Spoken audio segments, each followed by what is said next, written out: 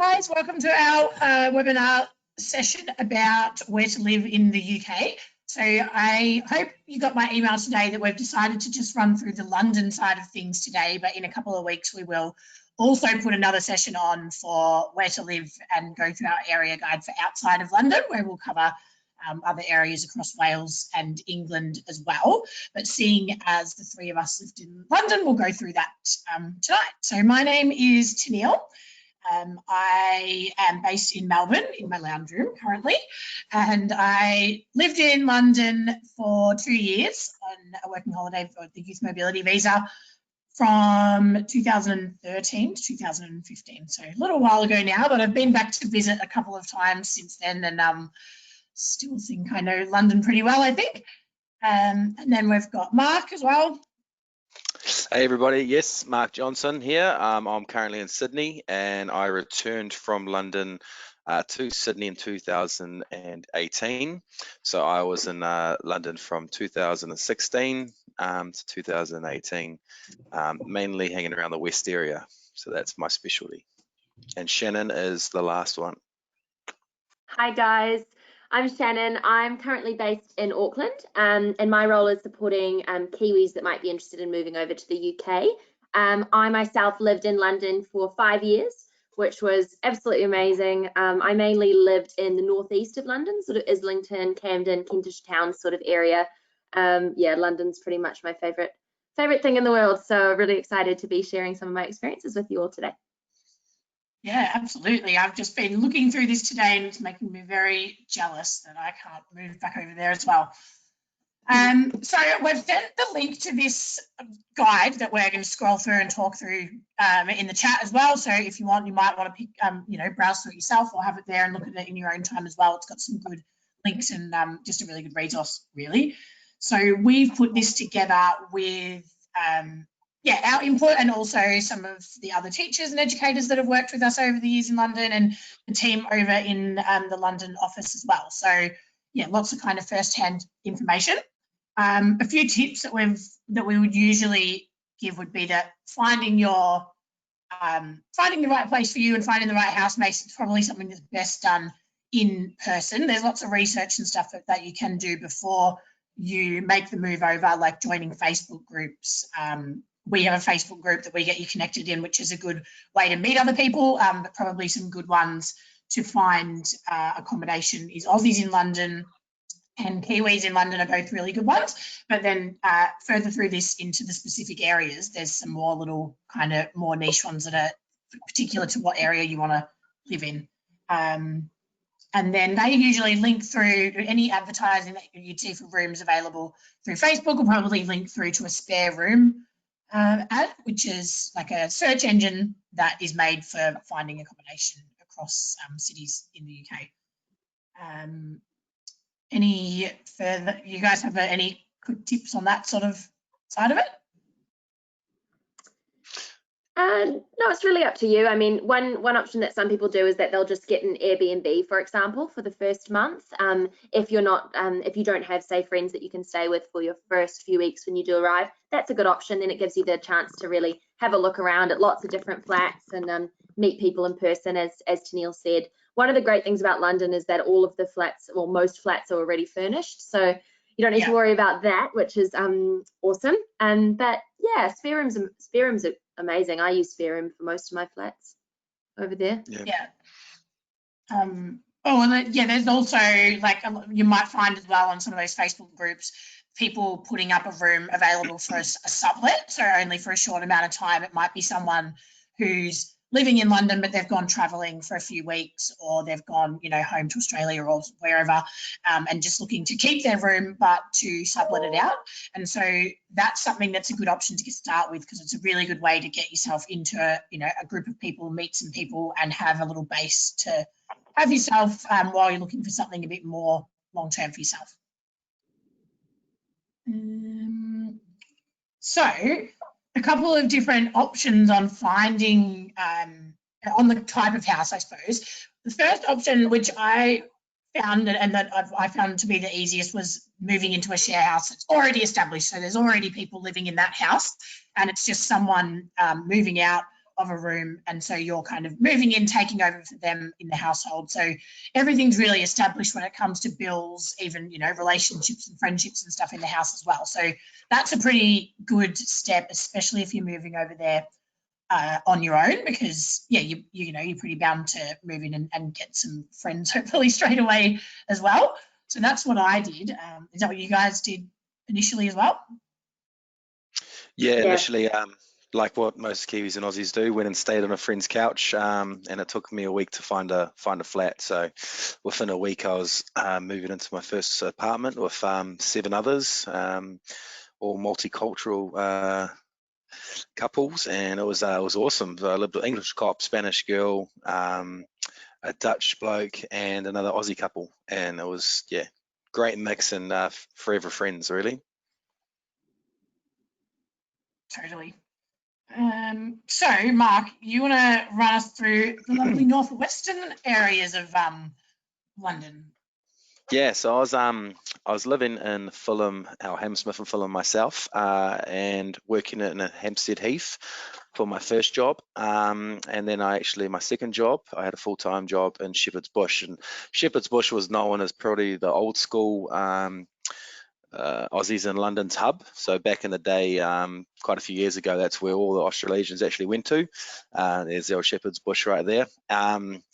And now they seem to be more moving to Clapham, which you're going to hear about soon. But I love the northwest. I found it really easy to get around. What do they call it? The not underground train, looped straight through it to get you anywhere. So it was a lot different from going from A to B, like, you know, being on top of the ground, the sun, having your data, your Wi-Fi available was a lot nicer, I found, than going under the under the ground like my partner had to do most times. Pretty much made in Chelsea type environment. So you may have seen the show or know of the show. I mean, it might be a little bit more expensive, a little bit flashier, a lot more parks are a lot greener than some other places, and it is quieter. However, there's a lot of people there. Obviously, London being, you know, densely populated, it is pretty quiet compared to the other areas of London, and yeah, I loved it. Sporting wise, I mean, there's lots of Australasian teams already set up over there, so, you know, fitting right into your sporting teams. And pretty much you're always going to know someone over there that knows other people, so friendship groups got to be made. So Northwest was one of my favorite places, really flat as well. I owned a bicycle. I think everyone would own a bicycle if you're over there. So to get from A to B, you know, bicycle is always an option, and pretty safe, nice area really. So it's a little snippet of north west, and yeah, I guess we'll hear about all the others, and then if there's anything I can think of, I'll jump back in and yarn about that as well. Sounds good. And the northeast, Chan. Yeah, so when I was over in London, I predominantly lived in the northeast. So my first flat was in Islington, and I lived there for a year. I really loved Islington.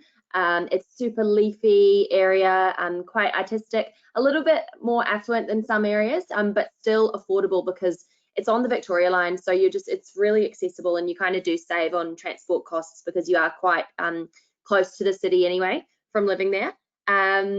There's quite a few suburbs in the northeast. It's quite well known for being quite sort of creative and artistic, as I said before. Like there's suburbs like, you know, like Hackney and Dalston and Shoreditch. I'm sure you've probably heard of Shoreditch and the famous Brick Lane. Really good music scene, great art scene, always something to do, and probably more stereotypically like a hipster sort of area, for lack of a better word. In terms of another area that's as part of the northeast, is you might have heard of Camden. Camden is quite touristy now, but was home to such a thriving music scene. It's like the home of punks. It's the home of where Amy Winehouse started singing at Roundhouse. So there's always live music on any night of the week. I lived in Kentish Town, which is cool because you have all of the access to all of the great music, but it's a little bit less touristy than, say, living right in the heart of Camden. there's the famous Camden Market and beautiful canal that runs right through Camden as well. So lots of great walks. A more sort of affluent area within, really close to Camden, is Primrose Hill. And Primrose Hill is just gorgeous. It's like kind of like Notting Hill, you know, those beautiful pastel coloured houses all together. And one of my favorite things to do was to just like get a pizza and go sit out on the hill and look over the skyline with friends, and definitely a good place to go in summer. It's just absolutely packed with people having picnics and things. So yeah, there's lots of greenery, lots of nightlife. If you did end up living in Islington, Angel is fantastic, and there's actually free comedy every night of the week at Angel Comedy. So even if you don't end up living there, you should definitely check that out. I used to do that all the time. Did you guys ever do that when you were over there? Go to Angel Comedy? No, Yeah, I didn't. I did it once. Yeah, it's such a good time. It's like such a good thing about London, that you can get around so easily, even if you don't live in certain areas. Like getting around on public transport on a night out is so much easier than it might be in cities in Australia and New Zealand.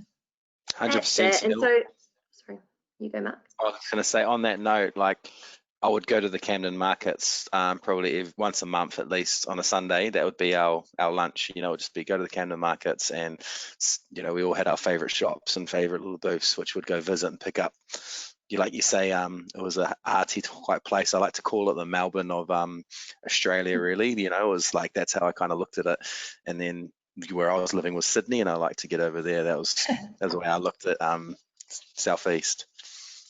Yeah, exactly. And I guess it's one of those things that when you're looking at the map of London, maybe don't necessarily think, okay, how, you know, I want to just be specifically central, but just look and see what tube line you're on and what tube line you're close to, because that's going to really change your life. Being close to, I found being close to like the Victoria line and the Northern line and the Central line, you know, if you're next to a really good train line, you can, I mean, particularly the Victoria line, you can zip from one side of the city to the other in like 20 minutes. So definitely keep in mind what station's nearby. But yeah, I was on the other end of the I was on the other end of the Victoria line, and yeah, found it like super easy to get around. I'm actually going to get up the where am I going here? TfL tube map as well, so that we can have a look at that, because that's probably like a really good way to have a look. I found before I was can you guys see that? Yeah, it's a bit hard, looks a bit daunting there, but just sort of a way of being familiar with what it looks like. This is the tube map, so it shows the overground and the underground tube lines, and then in between all that you're connected by buses and everything as well. And I found that yeah, like as Shannon said, it's a sort of a better way of looking at where things are as opposed to looking on Google Maps sometimes, because yeah, you can sort of see what stations are close by, and yeah, and that's sort of, I suppose, as well, how people like the terms that you would talk in over there. Would you say, like in London, you kind of would refer to places around the tube stations and those kind of little areas as such?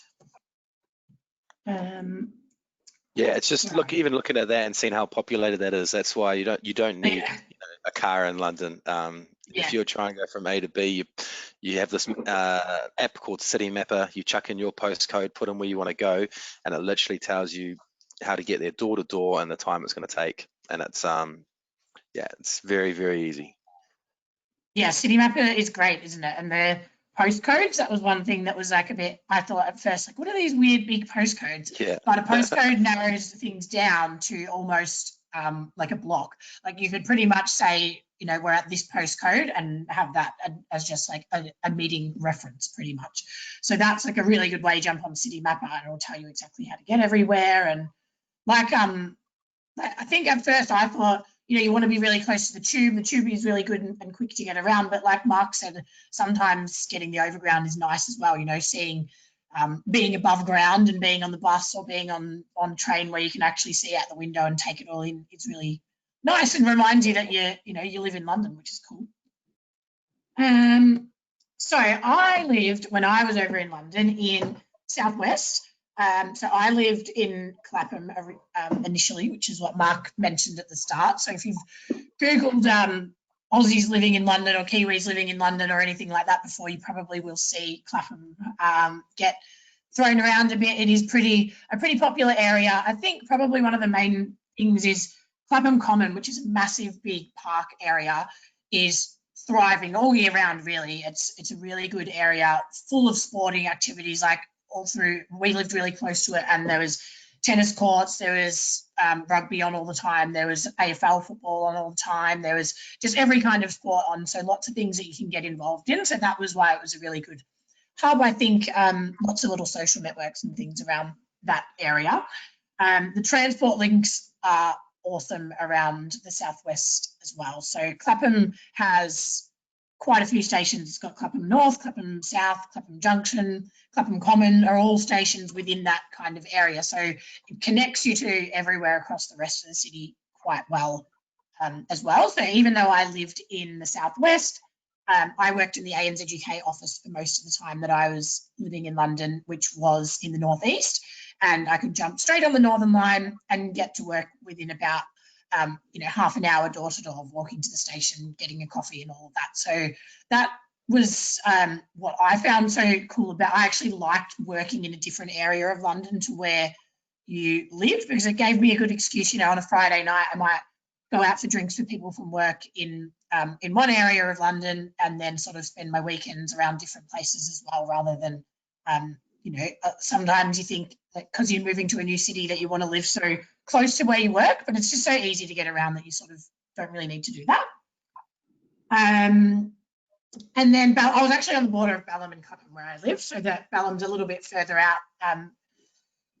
So many nice cafes and good little parks and everything around that area, and just some really nice pubs. There was lots of good pubs for a Sunday roast. Was one of my favourite things to do in London. And it's also, the southwest is really close to Surrey, which is the kind of area, one of the home counties that borders Greater London. And that was really easy and a nice little thing to do on weekends, was either take a car or get the train out to little country kind of areas. And Tooting is another area I really loved, which has a really good market. The Tooting market's sort of, when I was living there, it was actually a bit smaller. And then when I went back last year, it's got a lot bigger, got a lot more of those kind of trendy, foodie sort of places. So it's a bit more kind of up and coming. It's a lot more affordable. And another thing is, because you're a little tiny bit further out somewhere like that, it's on the border of within zone 3, sort of almost the border of zone 3 and 4, but it's still really quick to get in because it's just that one train line into central London. But because you're a little bit further out, you usually get a seat on the train and not be sitting down. Whereas if you're getting on at Clapham, which is a very busy area, you might have to wait for a couple of trains to go past to switch on. Wandsworth and Putney is sort of on the border of northwest and southwest. I used to go to the Ship sometimes. Do you go there, Mark?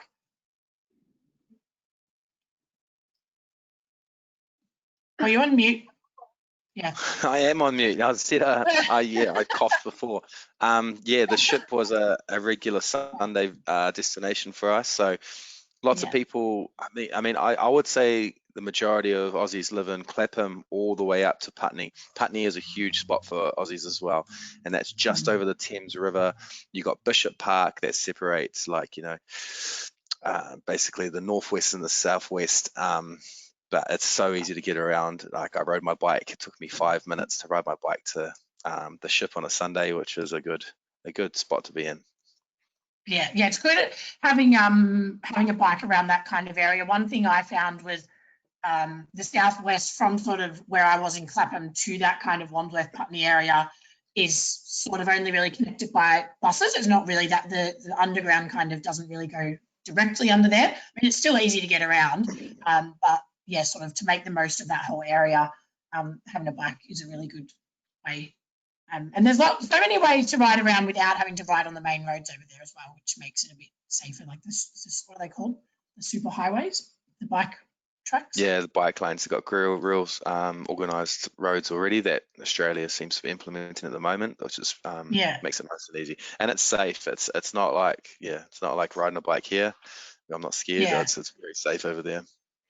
Yeah, I'm a bit too scared about riding a bike here, but you can easily pick up a bike cheap over there, or they've got all the ones that you hire them as well, which are really easy. Yeah. They're And called Boris bikes. So everywhere. you've got all these Yeah. stations separated around, and if you pay £2, and you can get a Boris bike out for to a half an hour stage. But so if I you're think it's trying 2 hours. the other, Yeah, pardon? 2 hours for £2, isn't it? I think. It's half an hour now, so you have half an hour to get to your Ah. next destination, but then you can dock it up and then get it back out again. But like you say, it only takes 40 minutes to get to the other side of London, so you just dock it up at a station and get another one and carry on your way. It's more for like Yeah, local transport. Yeah. And then a little bit further out in the southwest is Richmond, which is a cool area. Richmond, Twickenham, they're quite like affluent areas, a bit more spread out and a little bit, they're almost, on the border of being like the outskirts of London. So you feel maybe a bit more, even Wimbledon as well, sort of like towns, I'd say, more so than feeling like you're right in the city, like really nice green areas. A lot of the schools that we work with in those areas, a bit kind of bigger grounds and facilities and that sort of thing than what might be in more of the central London areas. So I loved it around there, going for little weekend weekend walks and stuff around that area. Richmond Park is massive big area with reindeer. Are they reindeer or just deer? Yeah, they're reindeer. Yeah, which is cool. Look up a video on YouTube called Fenton in. Have you guys seen that video? The little dog. Oh, it's like a little dog chasing the reindeer in Richmond Park, which is pretty funny. So I love living in the southwest. It was awesome, and just found it really easy to get around, and just loved my lifestyle there. And then I moved a little bit. Oh, sorry, go on. Last thing for the southwest is probably closest to the airport. Gatwick. Gatwick Airport, which you do Yes. most of your little trips from, So either Luton or Gatwick. It's a really quick from Clapham Junction. It's a real quick way to get to the airport, fly over to Barcelona or wherever you're going for the weekend. It's a real easy trip. Yeah, that's a great tip. That was another bonus. I found that, sometimes you might be looking like on Skyscanner or something and go, oh, that's, that flight's £20 cheaper or something like that. But then more often than not, if I actually had to look into it, it's much more cost effective and easier to book the little bit more expensive flight from Gatwick, and then you can just jump on the train from Clapham Junction, and it's just, a lot easier than having to get a bus out to Stansted or something. Yeah, you're saving yourself for like a 2-hour trip, right, and £10 rather than just getting your little local, more expensive flight, but a lot easier. Yeah, absolutely. But all the London airports are pretty accessible as well. But Gatwick tend to be one of the best, I think. And then I moved near the end of my time in London to Brixton, which was amazing. I loved Brixton. That's where David Bowie's from. Really cool. It was quite similar kind of to that sort of hipster vibes, I suppose, as northeast London is a bit more. So really cool music, art kind of scene, just lots of cultures and lots going on there. Everything is always happening. The markets that are on throughout the week, and then on the weekends they've got a bit more going on there as well. So that was probably what I loved the most about Brixton, was that it was a big foodie place. So many favourite little places for burgers and Caribbean food and Asian food, and I just loved that about that, and also just like the local fresh produce markets that were there was really cool. And Brockwell Park was a nice little area I went for my walks every day. So that was probably my favourite area that I loved of London, was Brixton. And then southeast kind of is Bermondsey, actually, is where the London office is in London, the ANZUK London office, sorry. So that's like a cool little area, really, really pretty central. Like you can walk around anywhere central London from that area. And then across to Greenwich, which is a little bit further along to the east, but another like cool area with markets. I didn't spend a lot of time in Greenwich. Did you guys? It's just a little bit harder to get to. The map you showed before, it's like kind of bus in, or like you're mainly getting buses to the train stations. it is like, because of that, I think it was a little bit cheaper Yeah. to live out that area, and really nice, but it just wasn't really populated by many of my friends. So I know I didn't venture that way too much. Yeah, I think because it's sort of quite a nice little tourist attraction there on the weekend. So I had been, a couple of times to that. I didn't really have many friends live around that area. That would probably be one of the areas that if you were living there, it would probably be good to work around a similar area, whereas kind of everywhere else is pretty well connected to be able to get across the city in sort of, half an hour, 45 minutes, pretty much. And I don't know if you can see very closely on this map, but there is the kind of grayscale areas of what the zones are. So your zone 1 is, I had a few friends that lived in zone 1. Were you in zone 1, Chan? Is Islington zone 1? On the board. I know it's zone 2. Can't remember. It kind of looks like Angel's falling into zone 1. Yeah, just on. I think it's just sort of on the border. So I was in zone 2, I think, most of my time. Yeah.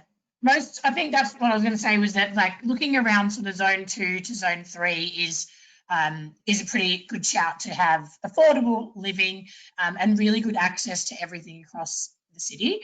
As you get a little bit further out, like I worked at a school that was out in zone 4 out west, which was fine to kind of go to for school, but I probably felt like for that London lifestyle, that if you were to live out that far, it probably wouldn't be ticking all the boxes on the lifestyle side of things, and sort of pigeonholes you, I guess, to one kind of area. Whereas if you're looking in that zone 2 and 3, you've got access to everything really.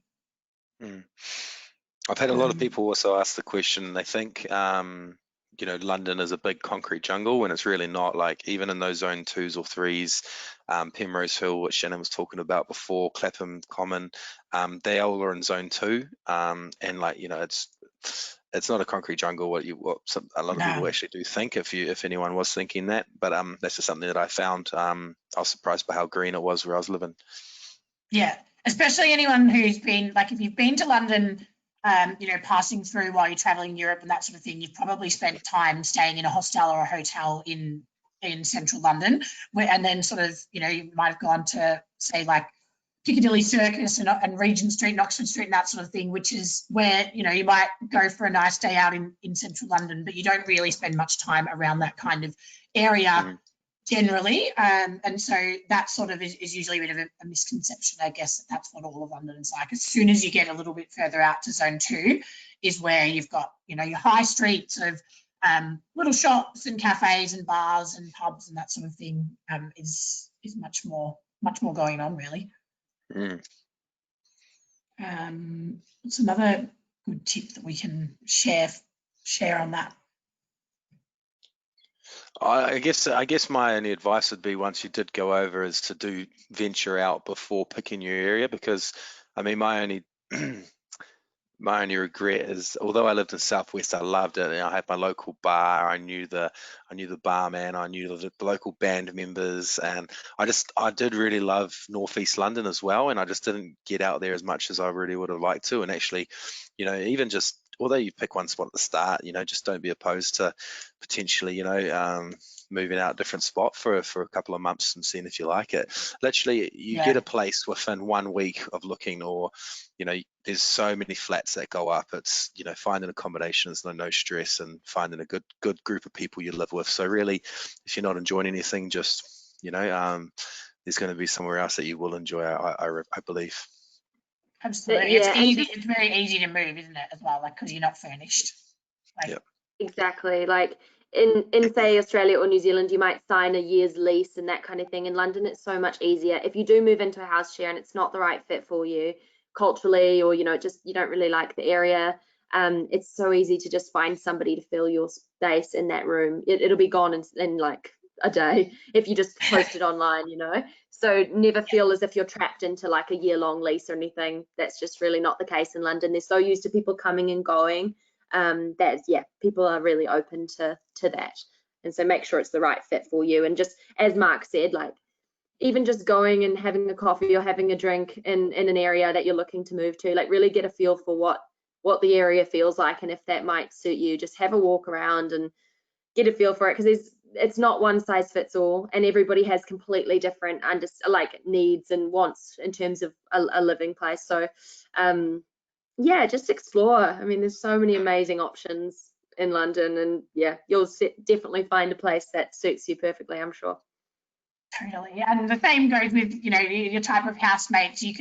There's a lot of different things you can do on searching. If you say put a post up in a Facebook group, or if you go on Spare Room, you can sort of tweak your search a lot to try and find like-minded people that are on the same page as you. I know in the houses that I lived in, they were all very, we had, probably between sort of 6 to 8 people in the couple of houses that I lived in. And what I wanted when I was moving into a place was to really become, close friends with everyone and have a bit of a family away from home. So I became really good friends with all my housemates, and we sort of lived on top of each other, always doing things together. But then I had other friends who didn't really want so much of that kind of lifestyle at home, and they preferred a bit more of their own privacy, but still wanted the affordability of living in a share house. So they sort of had a little bit different setup, where they kind of, I suppose, didn't spend as much time, in shared space with their housemates. So that might be something that you're looking for. There's plenty of options and something for everyone out there. 100%. Yeah, so we are totally here to answer any questions that you have if you start looking into places and you want to get some more tips. And I've sent the link to this area guide in the chat as well, if you want to have a look at that and see what it's all about. But we're excited for you to make the move. Very. Thanks, guys. Jealous. Thanks, guys. Have a nice night. Thanks, everyone. See you Bye now. later.